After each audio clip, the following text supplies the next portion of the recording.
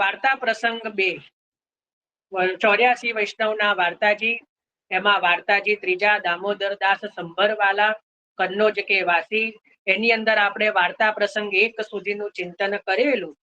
આજે આપણે વાર્તા પ્રસંગ 2 લઈએ છે. જો કે બીજો વાર્તા પ્રસંગ બહુ મોટો છે, આખો તો નહીં લેવાય, જેટલું લેવાય એટલું લઈએ છે. હવે वार्ता प्रसंग 2 और एक समय उष्ण काल के दिन हते। जो હવે આપણે બી હવે ઉષ્ણ કાલના દિવસ આવી જ ચૂક્યા છે. तब दामोदर दास श्री ठाकुर जी को मंदिर में पधराए ओढ़ाए કે આપ ચોબારે જાય સોય, એટલે પોતે ચોકમાં જઈને સોઈ ગયા. પહેલાના સમયમાં તો બધા ક્યાં તો ધાબે સુવા જાય, ક્યાં તો ચોકમાં સુઈ જાય. બધાના ઘરમાં ચોક હોય પ્રાચીન ઘરોમાં. તો ચોબારે એટલે ચોકમાં. ઠાકોરજીના મંદિરમાં પધરાઈ, ઠાકોરજીના મંદિરમાં પોડાઈ અને પોતે ચોબારે એટલે ચોકમાં જઈને સુઈ ગયા. સોય तब द्वारकानाथ जी ने वो लोडी को आज्ञा दी कि तू किवाड़ खोले और मोको गर्मी बहुत होत है. तब लोडी ने मंदिर के किवाड़ खोले. तब श्री द्वारकानाथ जी ने कहो कि पंखा कर. तब वाने पंखा कियो. એટલે જે પેલી દાસી જે છે, જેનું લીલામાં નામ જે છે કૃષ્ણાવેશી. જો આજે હવે પેલી વાત નીકળી ને કે જયારે અમે 4 વૈષ્ણવો હતા ત્યારે બહુ જબરજસ્ત ગ્રંથો લેવાયેલા. હું એક બેની ઝલક આપું છું. એવું કહેતા નહીં કે હવે અહીંયા પણ દો, કારણ કે શક્ય જ નથી. એ જે સમય ગયો એ ગયો. એક ગ્રંથ તો એવો મહાપ્રભુજીની કૃપાથી લખાયો છે, કૃપા કરીને સંકલન, એક તો મધુરાષ્ટકમ, કે જેની અંદર એક એક પદની એક એક ચરણની 4 સંગતિઓ લખી છે. એટલે પ્રભુએ લખાઈ છે. જેમ કે અધરમ મધુરમ, તો એમાં પહેલી સંગતિ સર્વોત્તમજી માંથી, કે સર્વોત્તમ સ્તોત્રમાં અધરમ મધુરમ ક્યાં આવે છે એનું. એના પછી શ્રી વલ્લભાખ્યાન, એટલે શ્રી ગોસાઈજીની અંદર અધરમ મધુરમ ક્યાં છે શ્રી વલ્લભાખ્યાનમાં. ત્રીજું જે છે કે 84-252 ભગવદીયમાં અધરમ મધુરમ ક્યાં આવે છે એ રીતે. અને ચોથું જે નામ, ચોથી સંગતિ શ્રી યમુનાજીના 41 પદની, કે 41 પદમાં અધરમ મધુરમ ક્યાં આવે છે. આટલી 4 સંગતિ એક લેવાની એટલે એક અધરમ મધુરમ થાય. એના પછી વદનમ મધુરમ, એના પછી આગળ ચાલે. 1 વર્ષ થયું હતું આખું મધુરાષ્ટકમનું ચિંતન કરતા. 1 વર્ષ ગયેલું અમારે. 4 જ વૈષ્ણવ હતા અમે, બરાબર. ત્યારે તો આવું રેકોર્ડિંગ ને કઈ નહોતું. એની અંદર પણ આ એક પ્રસંગ આવી લીધે તો એ સમય એક ચરણમાં. અને બીજી સંગતિ, બીજો એક ગ્રંથ, આ તો તમને બહુ સૂક્ષ્મ, અમે તો 5 વર્ષથી 7 વર્ષથી કરી રહ્યા છીએ. એક બીજો ગ્રંથ જે હાલમાં જ આ જે સુબોધનીજીની પહેલા જ જે અમે લીધેલો, અમે લોકોને પછી સત્સંગ અટકેલો, એમાં યમુનાજીના 41 પદ. એ 41 પદ એમાં પણ યમુનાજીએ એવી કરાઈ હતી કે યમુનાજીના યુથની જે સખીજન હોય ને 84-252 ભગવદીયમાં, એ સંગતિ દ્વારા પદની સંગતિ. હવે સમજાવું. હવે એની અંદર જે, જો હું તમને કેમ આ કહી રહ્યો છું, કારણ કે મને તો બીજું બધું ભૂલાઈ જાય, એ બધું યાદ રહે છે. એમાં નૈન ચોથું પદ જે છે ને યમુનાજીના 41 પદનું ચોથું પદ, નૈન ભર દેખ અબ ભાનુ તનયા, બરાબર. તો એની અંદર મહારાણી માએ કૃપા કરીને, કારણ કે આ જે દાસી છે ને એનું સ્વરૂપ જેને પણ આગળ આવશે, લીલામાં યમુનાજીની સખી છે કૃષ્ણાવેશી. યમુનાજીની સખી છે જેને કૃષ્ણનો આવેશ સદા રહે છે. 41 પદમાં યમુનાજીની જ સખીઓનું ચિંતન થયેલું. એની અંદર તમે જુઓ આ ચોથા પદની અંદર આ કૃષ્ણાવેશીની સખીનું જે છે એ ચિંતન ત્યારે થયેલું. તમને બતાવું, એક એક પંક્તિ બતાવું. જુઓ, જ્યારે દ્વારકાનાથજીએ એ દાસીને કીધું હશે કે કૃષ્ણાવેશીની મારા મંદિરના દ્વાર ખોલ અને મને પંખો કર, એ સમયે એ જે કૃષ્ણાવેશીની સખીએ નૈન ભર દેખ અબ ભાનુ તને, આ નેત્ર ભરી ભરીને આખી રાત જે પ્રભુના દર્શન કર્યા હશે. વિચારો, નૈન ભર દેખ અબ ભાનુ તનયા. શું કીધું? નૈન ભર દેખ અબ ભાનુ તનયા.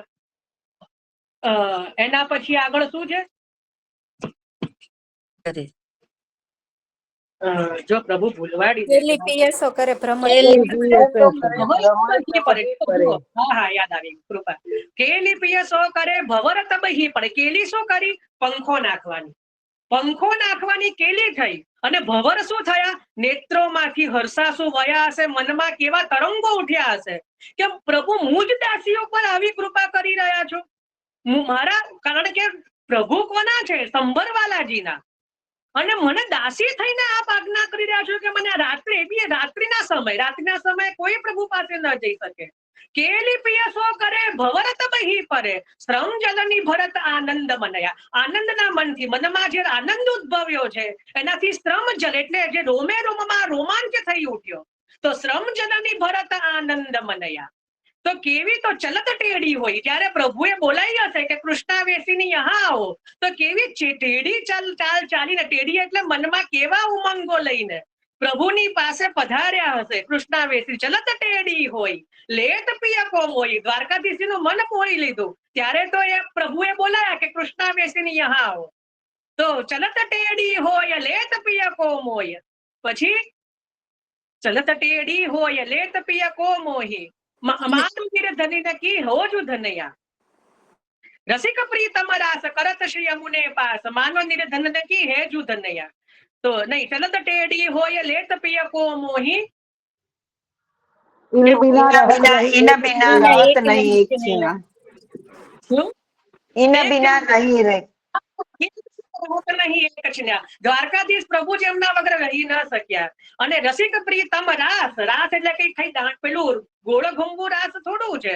રાસ એટલે ઉલ્લાસ. જયારે આખી રાસ ક્યારે થાય? રાત્રિએ થાય. તો અહીંયા પણ રાત્રિ છે અને દ્વારકાધીશ પ્રભુ પડેલા છે. તો જયારે રસિક પ્રીતમ રાસ કરત શ્રી યમુને, યમુનાજી પાસે, એટલે જયારે અહીંયા કૃષ્ણાવેશીની પાસે છે. માનો નિર્ધન, નિર્ધન એટલે પોતે દાસી છે, એને આવા દ્વારકાધીશ પ્રભુ રૂપી ધન મળી ગયા. કેવું આખું એક એક શબ્દની સંગતિ યમુનાજી, આવા 41 પદો યમુનાજીએ કૃપા કરીને લેવડાયા. એટલે એમાં મને આ પદ છે ને બહુ એટલું બધું બેસી ગયું, એટલે અત્યારે મને યાદ આવી ગયું. બાકી હું કહું નહીં. આ બધું એ તો જે સમય ગયો એ ગયો, એ જે હતું કે એ સમયને યાદ કરવાનો. હવે તો અમે 4 જ વૈષ્ણવ, હું પછી પેલો દેવ, પેલા ધ્રુવ ભાઈ, દીપભાઈ, અમે 4 વૈષ્ણવો સત્સંગ કરતા. પછી એમાંથી બી બધાને બહુ લૌકિક બધું આવવા માંડ્યું એટલે સત્સંગ બંધ હોય, એટલે જ આ પછી ચાલુ થયો. પણ એ સમયે તો આ રીતે બધું પ્રભુએ લેવડાયેલું. તો કેવો આનંદ હતો એમ. અને એમાં આ બધું કઈ દે રેકોર્ડિંગ ને બધું નહીં, અમે નિત્ય આ રીતે કરતા. નિત્ય વિચારું સવાર પડે ને કે આ પદ જોડે કયા વૈષ્ણવની સંગતિ થાય ને યમુનાજી કોઈક ને કોઈક પોતાની સખીની સંગતિ બતાવી જ દે. તો એ રીતે ના તમે જુઓ, આમાં કઈ મેં કશું જબરજસ્તીથી બેસાડેલું નથી. આ યમુનાજીએ જ એટલા બધા શબ્દો છે કે કોઈ મારી મચડીને ગ્રંથ સર્વે રસરૂપ કીધા પોતાને સિદ્ધાંત. એટલે મારી મચડીને નહીં, રસરૂપથી પોતાને સિદ્ધાંત પ્રગટ કર્યો. ગ્રંથ વલ્લભાખ્યાનમાં ગ્રંથ સર્વે રસરૂપ કીધા પોતાને સિદ્ધાંત. એ જ રીતે અહીંયા યમુનાજીએ રસરૂપતાથી જે છે એવા બધા જે કરાયા. તો જો અહીંયા એ જ પ્રસંગ આવ્યો એટલે મને એ પદ યાદ આવી ગયું કે ત્યારે દ્વારકાનાથજીને આજ્ઞા દીની કે હે કૃષ્ણાવેશ, અહીંયા કીધું દાસી તું કિવાડ ખોલ, મોકો ગરમી બહોત લગે. તબ વો લોડીને, એટલે તે દાસીએ મંદિર કે કિવાડ ખોલે. તબ દ્વારકાનાથજીને કહ્યો કે જો પંખા કર. હવે જો આમાં પણ એક છે ને ગુડ ભાવ. જા તો પંખા કર એટલે શું શું સમજ્યા આમાં? બહુ પહેલા છે ને બધા વિકૃત ભાવોની વાત નથી કરતી, એવા બધા ભાવો મને નહીં ખબર. પંખા કર એટલે શીતલતા કર. શું કર? પ્રભુને શું થઈ રહી છે? ગરમી, તાપ. પ્રભુને શું થઈ રહ્યો છે? તાપ. અને પંખા કર એટલે મને શીતળતા કર. શીતળતા આપવાનું કામ યમુનાજીનું છે. શીતળતા કોણ આપે? શીતળતા કોણ આપે પ્રભુને? શ્રી. અને આ એટલા માટે આ એમના સખી છે કૃષ્ણાવેશીની. જે જેની સખી હોય એનું કાર્ય કરે. આ જે છે એમના સખી છે, એટલે એમને કીધું કૃષ્ણાવેશીની કે તું મોકો પંખા કર. પંખા કર એટલે મોકું શીતલતા પ્રદાન કર. મોકું શીતલતા પ્રદાન કર, મોકું સંયોગ પ્રદાન કર, શીતલતા પ્રદાન કર. તબ વાને પંખા કિયો. तब ठाकुर जी ने वो लोडी सो गयो, दासी सो गयो कि तू जा रहन दे. तब वो किवाड़ खुले छोड़ी के सोईवे गई. तब सवारो भयो. तब दामोदर दास देखे तो मंदिर के किवाड़ खुले है. मंदिर ना दरवाजा जे छे खुला है. तब पूछे कि जो ये किवाड़ किनने खोले है, आ जे दरवाजा मंदिરના કોણે ખોલ્યા છે? તબ વા દાસીને દામોદર દાસ સો કયો કે જો મોકુ ઠાकुरजीને આજ્ઞા દીની કે તું કિવાડ ખોલ તબ મેને ખોલે હે, તું આ દરવાજા ખોલ ત્યારે મેં ખોલ્યા છે. તબ દામોદર દાસને કહી જો મોસું ખોલવે કે ક્યો ન કહી. જો અહીંયા છે ને થોડો રંચક અહંકાર આવ્યો. એટલે અહંકાર એટલે જો અહંકાર ના કહેવાય, સૌભાગ્ય મદ કહેવાય. આને શું કહેવાય? અહંકાર નહીં, સોરી, મારાથી ખોટો વર્ડ નીકળ્યો, સૌભાગ્ય મદ. આપણને પણ આપણા ઠાકોરજી આપણા માથે હોય અને કોઈ બીજું આવીને કે ભાઈ તું તારા ઠાકોરજીને આમ નહીં આમ કરજે, તો તારે શું જોવાનું? મારા ઠાકોરજી છે. આપણને થોડો એક રંચક, જેને આપણે પોતાનાથી ઉતરતા સમજતા હોઈએ કે આને શું ખબર પડે, આનાથી તો વધારે હું જાણું છું. ચાલો ને કે હું મારામાં કંઈક તો છે, આને શું ખબર પડે? કારણ કે મારે તો 4 લોકો આવીને પૂછી જાય છે. તો એ જે હોય એક પ્રકારનો મદ હોય તો કે મને મોસું ક્યો ના કહી, મને કેમ ના કીધું? જો આંખ ખોલે फिर दामोदर दास के मन में आई कि ठाकुर जी ने मोसो किवाड़ खोलवे की क्यों न कही और ये लोडी सो क्यों कहे, पर प्रभु बड़े दयाल है. एक मिनट, मोकू ठाकुर जी ने आज्ञा कीजिए तू किवाड़ खोल तब मैंने किवाड़ खोले हैं. तब दामोदर दास ने कही जो मोसू खोलवे की क्यों न कही आप खोले. फिर दामोदर दास के मन में आई जो ठाकुर जी ने मोसो की किवाड़ खोलवे की क्यों न कही और लोडी सो क्यों कहे, पर प्रभु बड़े दयाल है. जाके विषय स्नेह होय ताही सो संभाषण करे. अंडरलाइन करो आ लाइन ने नीचे के जाके विषय स्नेह होय તાહી સો સંભાષણ કરે. ઘણા બધા છે ને ઘણું બધું એવું લઈને આવે કે આજ તો મારા પ્રભુએ કે મારા લાલાએ મને આમ કીધું, મને તો તેમ કીધું. પણ એટલા માટે હું સાચું ન માનું કે જ્યારે ખરેખર પ્રભુ કંઈ કહે ને ત્યારે વાણી પ્રગટ જ ન થાય. એ વાણી જે છે ને બહાર નીકળે જ નહીં. અને એનું સ્વરૂપ જે હોય ને, જેની સાથે એનું સ્વરૂપ જ અલૌકિક હોય, એ ભક્ત કે એ ભગવદીયનું એ જોતા જ ખબર. તે ભગવદીયના દર્શન દુર્લભ, જેનું ભાગ્ય હોય એને ભેટે. અવલોકન માત્રે અઘનાશ, જેના દર્શન માત્રથી સમગ્ર અઘનાશ પામી જાય. તો તાપ ત્રિવિધ ના મેટે, જેના દર્શન માત્રથી 3 પ્રકારના તાપ મટી જાય, એવા જેનું ભાગ્ય હોય એને ભેટે, જેનું ભાગ્ય હોય એને ભેટે. તો અહીંયા પણ કે છે કે જાકે વિશે સ્નેહ હોય તાહી સો સંભાષણ કરે, બધા જોડે નહીં. અત્યારે પણ કે છે કે પ્રભુ આપણી સાથે કેમ બોલતા નથી? તો આનો જવાબ અહીંયા છે. જો કે જાકે વિશેષ ભગવાનનો એટલે પ્રભુનો પણ જેના ઉપર સ્નેહ હોય એની સાથે જ આપ બોલે છે, બધા સાથે નહીં.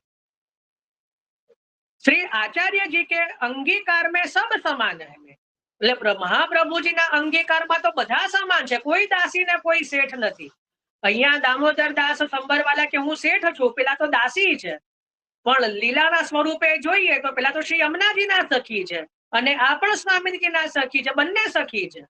એટલે કોઈ ઉતરતું નથી, બંને સમાન છે. લૌકિક મેં ઊંચ નીચ કહીયો, લૌકિકમાં કદાચ શેઠ અને દાસી હોય, પરંતુ ઠાકોરજી તો સ્નેહ કે બસે. ઠાકોરજી તો જે છે સ્નેહ ને વસ્ત છે.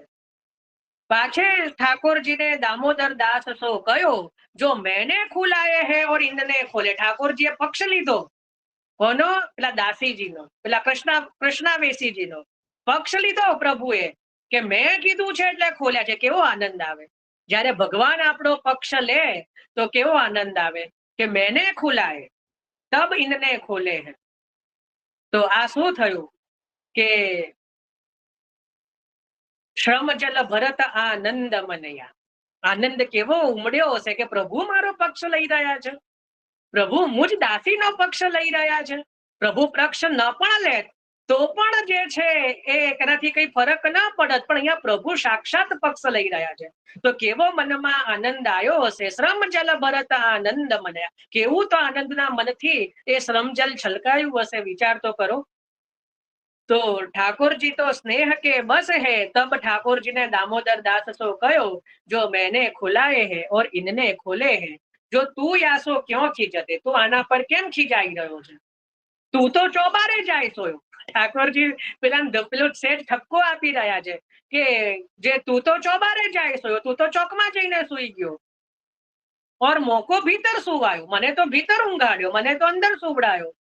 એટલા જ માટે વૈષ્ણવ આપણે ત્યાં એક નિયમ છે જેનાથી થાય એના માટે છે, બધા માટે નહીં. આપણે ત્યાં ઉષ્ણકાલમાં ઝૂલાની સૈયા આવે. કેટલાને ખબર છે કેટલાને નહીં, હું નથી જાણતો. આપણા તો બીજું હું તો પ્રકાર બતાવવાનું કામ મારું. સેવામાં કંઈ પણ હોય, હું હજી પણ કહી રહ્યું છું, ગુરુચરણની આજ્ઞા લેવી, આપને જે પોતાના ગુરુચરણ હોય. પણ હું મારું કાર્ય શું, તો પ્રકાર બતાવવાનું. હવે આપના ઘરમાં કઈ રીતે છે એ આપે જોવાનું, મારા પર ચડવાનું નહીં, અને મારા પર દોષારોપણ પણ કરવાનું નહીં કે આવું આમણે કીધું હતું. કારણ કે તમે આમ કરશો ને તો 3 આંગળી તમારી સામે જ આવશે. એટલા તો પ્રભુ દયાળ છે. એટલે મારું કાર્ય કેવલ પ્રકાર બતાવવાનું છે. આપણે ત્યાં જે ઉષ્ણકાલ હોય ને, ઉષ્ણકાલમાં ઝૂલાની સૈયા આવે.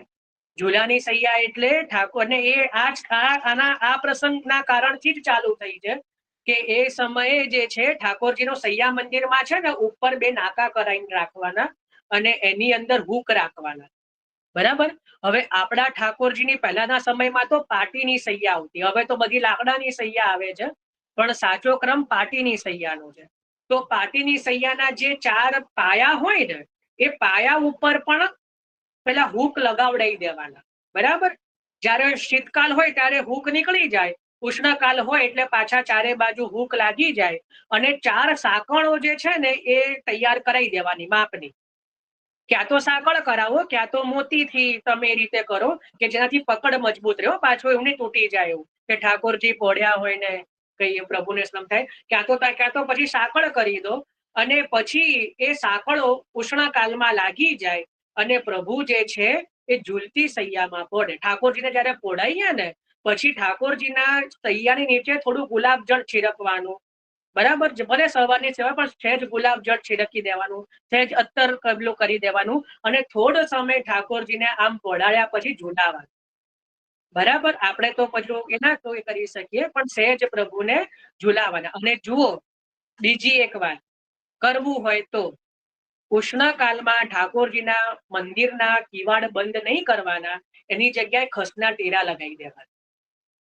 સમજ પડી? ઠાકોરજીને જો ઉપર જે હોય ને મંદિર, જો આપણું મંદિરનો હું તમને એવો ક્રમ બતાવીશ ને કે તમે ગ્રહ સેવામાં કરી જ શકો.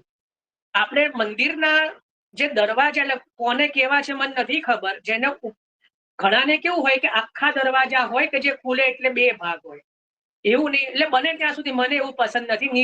નીચેના દરવાજા અલગ હોવા જોઈએ, અને ઉપરના જે સૈયા મંદિર હોય ને એના દરવાજા અલગ રાખવાના. અને એ ઉષ્ણકાલમાં એ દરવાજા ઠાકોરજી પડે ને એટલે બંધ નહીં કરવાના, એ ખુલ્લા રાખવાના. અને દરવાજા કંઈક તો આગળ ટેરો કંઈક તો જોઈએ ને, તો એની જગ્યાએ ખસના ટેરા લગાવી દેવાના, માપના ખસના ટેરા બનાવડાવી દેવાના. એટલો તો મહેનત કરવો પડશે, એટલો શ્રમ કરી દેવાનો. તો એ ખસના ટેરા કરવાના. તો તમે શું, પછી એક પેલું સ્પ્રે રાખવાનું. પછી જ્યારે પ્રભુના રૂમમાંથી અસર પસાર થઈએ ને તો સહેજ સ્પ્રે કરતા રહેવાનું. ગુલાબ જળ વાળું જે થોડું જલ હોય ને એવું સ્પ્રે કરતા હોય, એટલે આખું, એટલે પ્રભુને ચિંતા નહીં ને આપણે ચિંતા નહીં. આપણે પણ સુતા પહેલા સહેજ એમાં અપરસની જરૂર નહીં. એટલે પાછા ઘણા કે અપરસ જોઈએ ના જોઈએ, ના ભાઈ, કારણ કે ખસમાં અપરસ છોવાય નહીં. બરાબર. એટલે આ મેં તમને બતાવી દીધું. જેને કરવું હોય એને અનુકૂળતા હોય એ કરજો, બાકી તો જેની જેવી ઈચ્છા. અને બીજો એક ક્રમ બતાવું છું, હજી એક ક્રમ. એ આ બહુ ઓછા લોકો કરી શકે. હવે જેના ઘરે ઠાકોરજી માટે અલગ જ રૂમ છે, એના માટે છે કે અલગ જ રૂમ છે, તો કદાચ જો આ ક્રમ નથી કરી શકતા ઝૂલતી સૈયાનો કે આ તે, તો ઠાકોરજીનું જે મંદિરનો ઉપરનો ભાગ હોય ને, મેં એવું કીધું હતું કે ત્યાં બગીચાવત પણ થાય, જે કોઈને યાદ હોય તો ત્યાં પણ તમે પ્રભુની રાત્રિના સમયે સૈયા બિછાઈ શકો, કે જ્યાં પ્રભુને થોડું ખુલ્લામાં, કે જો એ રૂમમાં કોઈને પછી અવર જવર ન રહેતી હોય તો તમે ત્યાં પ્રભુને ખુલ્લામાં ઓરાડી શકો. અને ત્યાં પછી પ્રભુને નીચે શ્વેત થોડું વસ્ત્ર બિછાઈને એના પર પ્રભુનો પલંગ બિછાઈ અને આગળ પછી જારી બંટા આદિ બધું રાખી, તો જે પ્રભુનું જે મંદિર છે એના છત ઉપર, આપણા ઘરની છત ઉપર નહીં. પાછા ઘણા તો ધાબે પોરાડી આવે કે જયભાઈને એવું કીધું હતું કે અમારા પછી મંદિરના છત ઉપર, આપણા ઘરની છત ઉપર નહીં. તો ઠાકોરજીનું જે મંદિર છે એની છત ઉપર પણ ઠાકોરજીને ઓરાડી શકીએ, પણ ક્યારે, કે જયારે ઠાકોરજીનો રૂમ અલગ હોય, અને જો આપણે કોઈ ચહલ પહલ ના હોય, પણ પાછું કોઈ નાના છોકરાઓ હોય ને બૂમાબૂમ કરતા હોય, કારણ કે ઠાકોરજી જયારે પડે ને પછી એમને પિન ડ્રોપ સાયલન્સ જોઈએ. અને પ્રભુનો સૈયા હોય, જ્યાં જારી બનતા હોય ત્યાં કોઈની અવર જવર ના ચાલે, બરાબર. કારણ કે ત્યાં તમે ટેરો બેરો તો કરી નહીં શકો, કારણ કે છત છે આ તો. એટલે હું પોતે બી કહી રહ્યો છું. તો અલગ રૂમ હોય તો એ રીતે, નહીતર આ રીતે કે નીચે જ તમે એવું તમે ઝૂલતી સૈયા કરો કે જ્યાં પ્રભુને ઝુલાવાનું સુખ મળે. તો એને કોનું સ્મરણ કરવાનું? આ કૃષ્ણા વેશની દાસી, કે એમની દાસીની દાસી. એ પાછું ને કે એમના જેવું સુખ એવું, અરે ભગવદ્યવત સુખ ક્યારેય ન હોય. એમની દાસીના દાસી ગાણીને પ્રભુ આ સુખ આપી રહ્યા છે, બરાબર. તો અહીંયા પણ જે છે શીતલતાનું જ દાન થાય. પ્રભુને સહેજ પંખો કરીએ, સહેજ ખસના ટેરા ઉપર જે છિડકાવ કરીએ તો શું થાય? અહીંયા શીતલતાનું જ પ્રદાન કર્યું ને. તો બરાબર. તો એ રીતે જો મારા પેટમાં તો કઈ રહેશે નહીં, હું તો જે હશે એ કહી દઈશ, બરાબર. તો આ રીતે જે છે, તો ત્યાં પણ પ્રભુએ શું કીધું કે મેને ખુલાય સો, કે તું તો ચોબારે જાય છો. આપણે બધા તો એવી રીતે જ સુઈ જઈએ છીએ કે આપણને ગરમી ના લાગે. ઓર મોકું ભીતર સુવાયું, ઠાકોરજીને ભીતર સુવડાવી દીધા. તબ દામોદર દાસને કહ્યો કે જો પ્રસાદ તો તબ લેવું જબ નયો મંદિર સમરાવું. હવે હું ત્યારે જ પ્રસાદ લઉં જ્યારે નવું મંદિર સિદ્ધ કરાવું. તબ સ્ત્રીને કહ્યો કે ऐसे क्यों बने, यह तो कछु 5-7 दिन को काम नहीं है. तब दामोदर दास ने કહ્યો કે જો સખડી મહાપ્રસાદ તો નહીં લેવું, ફલાહાર કरूंगो. એટલે ફલાહાર એટલે પેલું આપણા જેવું ફલાહાર ન સમજવું કે મોરૈયાની ખીચડી ને રાજગરાનો શીરો ને જાત જાતની પૂરી. આપણું ફલાહાર અત્યારે બહુ ગજબનું છે. પેલી પેટીસ, કટલેસ, સમોસા, ભેળ, કે પછી હવે તો ફરાળી પીઝા નીકળ્યા છે, મેં એવું ક્યાંક જોયું હતું. તો એવું ફલાહાર નહીં હોય, એ તો પછી બધા જ કરી શકે. અહીંયા તો ફલાહાર એટલે કેવલ દૂધઘર અને ફલ. તો તબ ત્યોહી કરત મંદિર સિદ્ધ ભયો. तब आछो दिन देखी के श्री द्वारकानाथ जी को मंदिर बिठाए. तब बड़ो उत्सव कियो. आ શું થયું? દ્વિતીય પાઠ. આ કયો ઉત્સવ થયો? દ્વિતીય પાઠ. કારણ કે પ્રભુને નવા મંદિરમાં પાઠ પધરાયા ને. તબ બડો ઉત્સવ કિયો, પાછે સબ વૈષ્ણવ કો મહાપ્રસાદ લીવાયો. તા પાછે આપ મહાપ્રસાદ લીધો. એના પછી પોતે મહાપ્રસાદ લીધો, બરાબર. તો આજે આપણે અહીંયા સુધી રાખીએ છીએ. કાલે ભાવ પ્રકાશ જે છે એનું ચિંતન આપણે કાલે કરીશું, બરાબર. આજે અહીંયા સુધી આપણે રાખીએ છીએ. તો એ અહીંયા આપણે વાર્તા પ્રસંગ 2 નું ચિંતન કર્યું છે. એના ભાવ પ્રકાશમાં આપણે કાલે પ્રવેશ કરીશું. ચલો, હવે કોઈને કઈ આમાં પ્રશ્ન, શંકા, ચર્ચા? ભાઈ, જે બી સેવાની વાત કરીએ ને એ 1-2 વાર થોડી ટેલી કરી લેવાની, કારણ કે મેં જોયું છે ઘણા બધા અડધું સમજે છે. જે સમજી જાય છે એ તો બરાબર છે, પણ અધૂરું જ્ઞાન વિનાશકારી. એમ જેને કદાચ કઈ મનમાં સંશય હોય ને પૂછી લેવું, કારણ કે અડધું પડધું જે સમજ્યા હોય ને એ બહુ ભયાનક હોય જ્ઞાન. એટલે મને સેવાની અમુક વાતો કરવી એટલે ડર લાગે, કારણ કે મને ખબર છે કે અમુક લોકો પછી થોડું આંખનું કાજળ ગાલે ઘસ્યું. અખાનો એક છપ્પો છે કે કથા સુણીને આંખનું કાજળ ગાલે ઘસ્યું. તો કેમ? કથા સુણીને ફૂટ્યા જ્ઞાન, કથા સુણીને ફૂટ્યા કાન, તોય ન આવ્યું બ્રહ્મ જ્ઞાન. કથા સાંભળીને કાન પણ ફૂટી ગયા, પણ તોય બ્રહ્મ જ્ઞાન ન આવ્યું, કારણ કે કથામાં શું કીધું એ સમજ જ નથી પડી. તો આંધળો વહુ ને સરંગટ વહુ, કથા સાંભળવા ચાલ્યા સહુ. સાંભળ્યું કહીને સમજ્યા કશું, આંખનું કાજળ ગાલે ઘસ્યું. એવું એ અખાના છપ્પામાં આવે છે. પેલા કથાકારે તો કાજળ આંખમાં લગાવવાનું કીધું, પણ પેલી વહુ જે છે એને તો ઘૂંઘટ ઓઢેલો, એટલે ખબર ના પડી, એટલે એને લાગ્યું કાજળ ગાલે ઘસવાનું. ખ્યાલ આવ્યો? એટલે આ બધા અખાના છપ્પા છે. ચલો, અને આમાંય બહુ જુઓ, આંધળો સસરો ને સરંગટ વહુ, એકની તો આંખો નથી અને બીજાની આંખો છે, પણ આગળ જે છે એ ટેરો છે. એટલે આંખો હોવા છતાં પણ આગળ પડદો છે. એટલે એને અહીંયા રૂપક આપ્યું છે કે બુદ્ધિ હોવા છતાં પણ એનો બરાબર ઉપયોગ ન કરવો, એને કહેવાય સરંગટ વહુ. એ ઉપમા આપી છે. એટલે બરાબર એનો ઉપયોગ ન કરવો, એમ કે સમજ ઓછી હોવી, એમ એ ત્યાં રૂપક આપ્યું છે. કોઈ ગુજરાતીના શિક્ષક હોય ને તો ખોટું મારો ક્લાસ લઈને ખબર નહીં આટલા બધામાં કોક તો હોય જ. કઈ નહીં, ચલો કોઈને આમાં કઈ પ્રશ્ન કઈ નહીં. બોલો રજની. જય શ્રી કૃષ્ણ. જય શ્રી કૃષ્ણ. કોઈ ગમે તે કે પણ આવી રીતે સેવાનો ભાવ હંમેશા કહેતા જ રહેજો, જેથી વૈષ્ણવને કોઈ કઈ ભૂલ થતી હોય ઠાકોરજીના સુખાર્થે આવી વધારે પહેલ કરી શકે એવો મારો ભાવ છે. હા હા, સુંદર. એવું તો મારામાં તો કીધું ને, મારા પેટમાં તો આમે કઈ નહીં રહે. જરૂરથી આ હમણાં બી જો પ્રસંગ આવ્યો એટલે મને તો એ જ બધું યાદ રહે છે, બીજું કશું યાદ નહીં રહે. એટલે જ્યાં જ્યાં એવો પ્રસંગ લાગશે એવું જરૂરથી લઈશું. અને હું તો સામેથી બી કહી રહ્યું છું કે આપણા આટલા બધા વૈષ્ણવો છે, બધા પ્રભુને અલગ અલગ રીતે લાડ લડાવતા હોય, તો જરૂરથી બીજાએ પણ કેવું તો કોઈ વિશેષ ક્રમ કોઈ કરતું હોય તો વધારે આનંદ આવે. ચલો મિત્તલ. જય શ્રી કૃષ્ણ જયભાઈ.